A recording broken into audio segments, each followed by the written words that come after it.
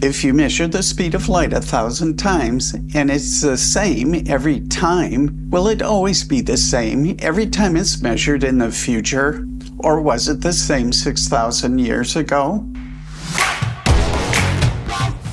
Whether an apple actually struck Sir Isaac Newton in the head is unknown. However, in his hometown grows a tree that is referred to as the gravity tree. Supposedly, Newton observed an apple fall from it and pondered why apples always traveled downward rather than in another direction. He further thought about all objects and their propensity to be drawn to the earth. Why did the earth attract everything? Those initial thoughts later led to ideas about the moon's movements around the earth and the earth's path around the sun. Newton developed a new hypothesis concerning gravity. Many scientists later performed experiments and found his hypothesis to be correct. Just like in the understanding of gravity, scientists constantly employ the scientific method to comprehend the world. They begin with an observation, followed by a hypothesis, experiments,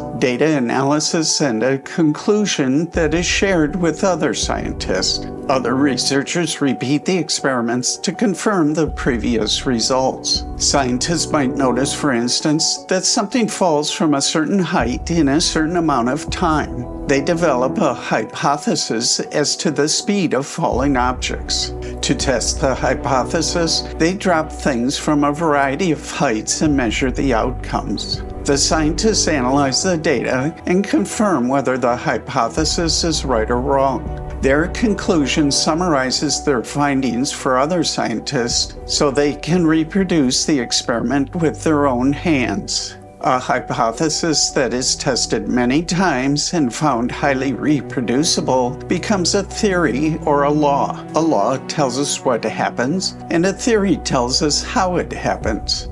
Many laws have been discovered in the past few hundred years, and we've had great success using them. We have sent men to the moon and back, and we've developed a vaccine to eradicate smallpox from the earth. We routinely build bridges that span rivers, create buildings that stand hundreds of meters tall, and use technology to give us pocket-sized devices that serve as a TV, compass, camera, library, personal assistant, phone, and more. The laws are trusted by scientists and taught to students during their studies. The community believes, for example, that every time a scientist measures the speed of light, it will be 299,792,458 meters per second. This applies whether measured in the United States, France, or China. It is also true whether measured today or in 5 years. But can you be 100% sure that every time and place in the universe that the speed of light is measured, it's the same? No, you can't. For example, nobody knows what the speed of light was 6,000 years ago because the experiments weren't done then. Nor do you know what its speed will be in 6,000 years. Nobody's done that yet either. Maybe some unexpected physics event in the universe will change its speed. Also, the speed of light may be different in another part of the universe. It is just assumed that it's the same everywhere, but we don't really know if the nature of light in another galaxy far, far away is the same as here. Maybe the light is moving through a unique space-time warpage.